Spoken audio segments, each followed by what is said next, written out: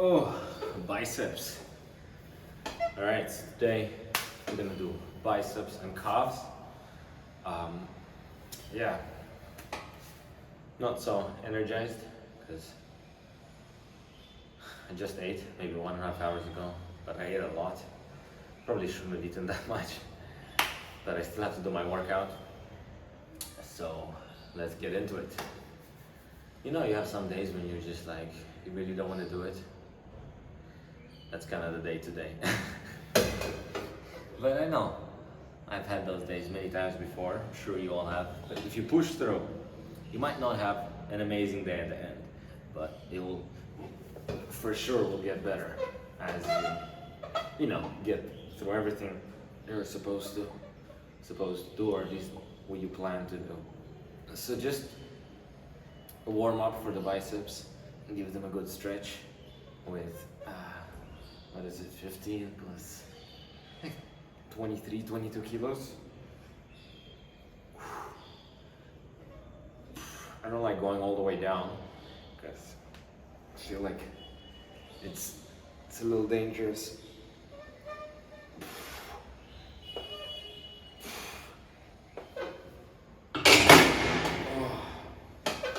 Good warm up.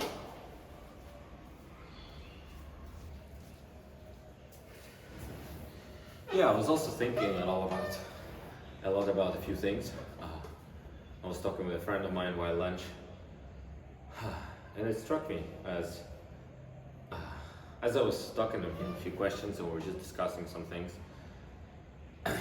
It struck me the fact that in one sense it's easy to live life, and in the other sense it's actually quite hard. And we were speaking about the hard part of it, which is how are you supposed to keep all those things together? You have a family, let's say you're married. If you have kids, okay, but even if you don't have kids, a wife, that's time, that's expenses, that's a beautiful person with you, but you know, it takes time and it takes a lot of energy. Then you have a business or a job, which takes a lot of energy. And then if you're a spiritual seeker or practitioner, then you have that too. So, and then to combine all those three, and you have only 24 hours in the day, and split it, 8 hours you sleep, well, at least I sleep 8 hours, then you eat sometime, but spending all that time and then giving quality time to your job or your business, your wife or your family, and then to your spiritual activities. How to be able to like achieve, not perfection, because I don't believe we can achieve like ultimately perfection, but how to get so much better at doing those things faster than, you know, being 70 and then, you know, being happy with all that. Is there in any way to do it faster? So that was kind of my question to him, and you know, how to balance it. That was his question actually to me. Sorry. And we're just discussing, it's not like we got an answer, but I guess the idea that we came to, the conclusion that we came to, was to try to have a balance. Then some days you might do more of this and some days you might do more of that. Just food for thought, what I was thinking about. Smacked on the 10 kilos. So we're 32 now.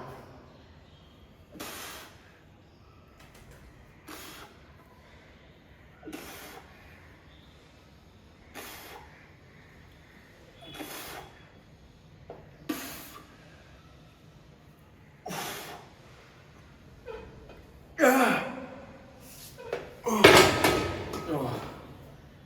think we're gonna do a couple of more sets of these. Oh, that was good. 3 sets of 8. I'm gonna do some curls and try to focus and tense the bicep. Oh.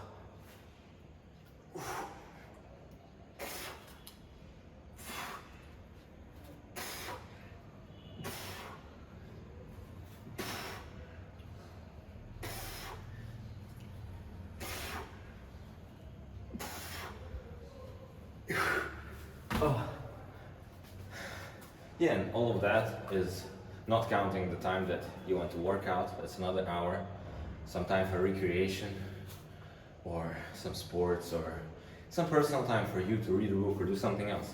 It really seems like there's practically no time to to dedicate to all those things. And you know, we all hear that you need 10,000 hours, or I don't know, you need tons of hours to actually become expert in something.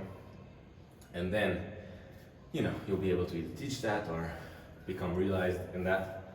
So, how are you supposed to balance all those things is my question.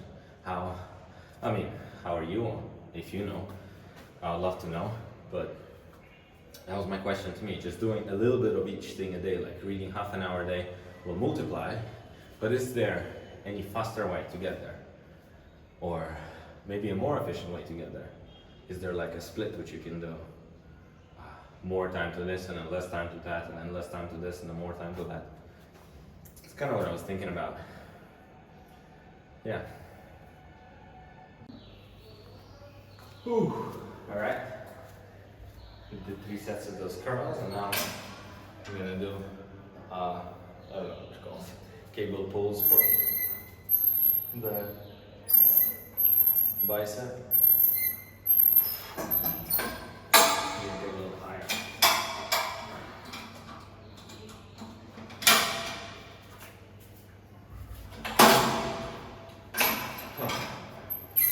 That's better.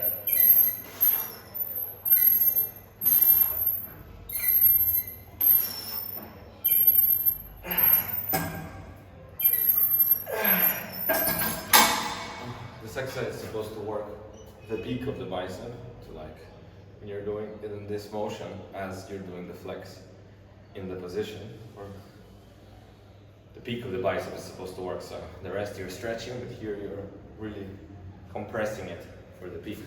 Interesting exercise.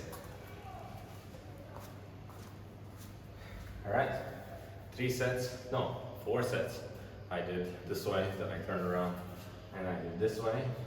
So 2 and 2, because this side of the cable for some reason feels a lot heavier because it tangles. 4 sets of that done.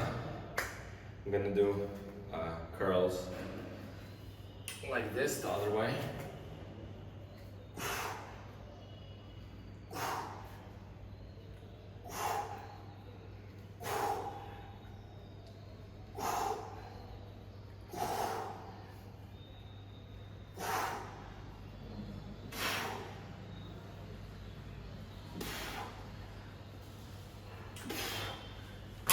This works the bicep, but also a lot of the forearm, which I think, and you know, I've heard many bodybuilders say that your forearm should be the same size as your arm, because otherwise it will look disproportionate if your forearm is thin and your arm is huge.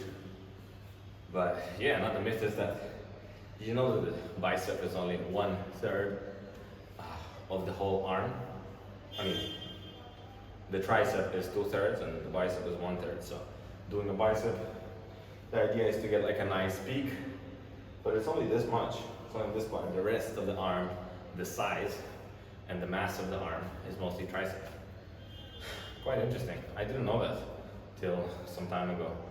Because you know, you think that the more bicep you do, the bigger your arm will grow, but it's actually more tricep you do. Bicep is important, but you know, 1/3, 2/3. So yeah, I'm gonna do a few more sets of this one, then do another exercise, and then move to calves. Okay, what was that? 3 sets of this exercise we did. Now, this one. The idea is not to move your elbow, or at least not to move it a lot. Put your thumbs on this, and then get that bicep pumping.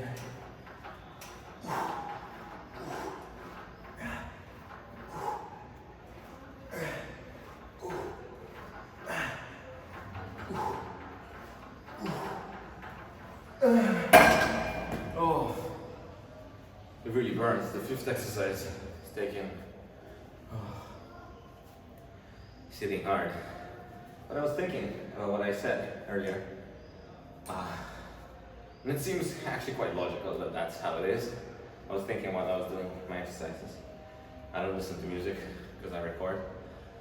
But yeah, because if the process and if achieving success in whatever sphere that you want to achieve it. And if it would be easy, then everybody would do it, and then everybody would be successful, and that success wouldn't mean exactly, you know, what it means now, that you have to go through hardship, then you will achieve success. But also, what is it? Like, what's the goal of life?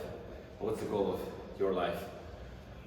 To understand that and to like contemplate about it and think, I think it's very important, because, you know, if you want to be really rich, then you have to understand that you have to put a lot of time into making money.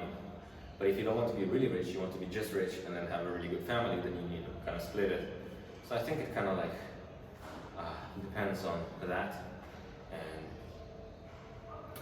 yeah, trying to understand what you kind of want. And I think that also changes, because for me, it changed over periods of time. At some point I wanted to get married, and once you're married, then you want to have more money because you want to support, and then, you know, so I think that's also kind of important. Because ultimately, I mean, the path or the process is what we're supposed to try to enjoy. I personally have a lot of problem with that. I'm absolutely goal oriented, and I always want to get to some goal, and then achieving that goal I want to move to another goal. But once I understand that I have to enjoy the process and love what I'm doing, kind of what happened to me with sport and bodybuilding. That's why I'm trying to record it now, but it's just to share it with the world. But I love doing workout, and I love being buff, but I love doing workout more, and that's what keeps me buff, or gets me to that, you know, goal. And that's like, I don't know how to say the word, what's that word? Paradigma, or like, that's the funny and sad truth about it, that till you fall in love with the process, you probably won't achieve that goal that you're looking for. Something like that.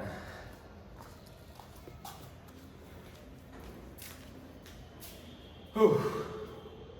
All right, biceps done. 5 exercises, 3-4 sets each. Let's go to calves. Probably just gonna do this exercise, probably like 6-7 sets of it.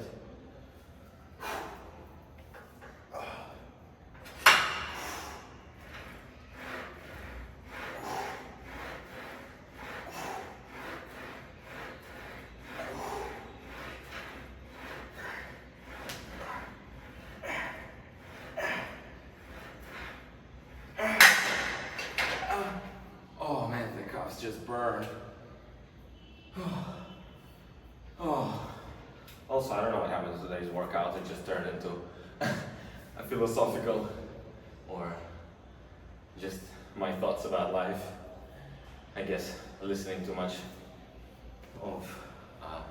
I was listening last night for like an hour and a half to this WTF podcast by Nikhil, the guy who founded Zero Dow with all these other guys. So I don't know if that's coming from there or from somewhere else. Anyway.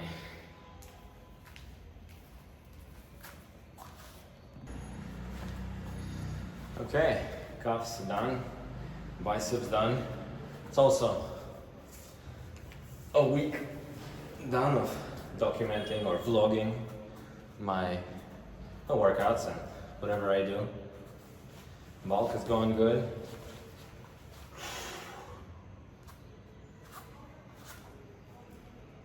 Yeah. Calves look good.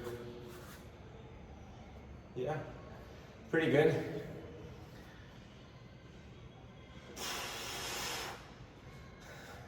I always wonder, because I was considering probably taking some steroids, but then I was like, nah, I'm not gonna do it. How much bigger will I actually get naturally? Because, or should I say, how much bigger do I want to get naturally? Because I'm 5'7", I already have a good amount of muscle, and I wanna, I don't wanna exactly be square. I wanna look good and be fit, and so how much more muscle you think I'll be able to put on naturally? Yeah,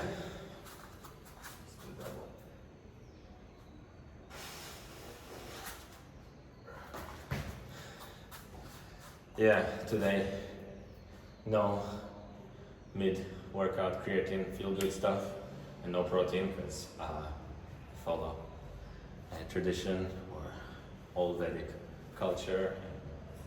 Yeah, and on the 11th day of the moon waxing or waning, because it's following a moon calendar, you're not supposed to eat any grains, any beans, no soya, nothing, just basically fruits, vegetables, because anyway I'm vegetarian, but nothing of that sort, grains, beans, lentils, and all of that.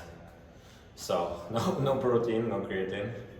I had lunch earlier, breakfast also, so that's all.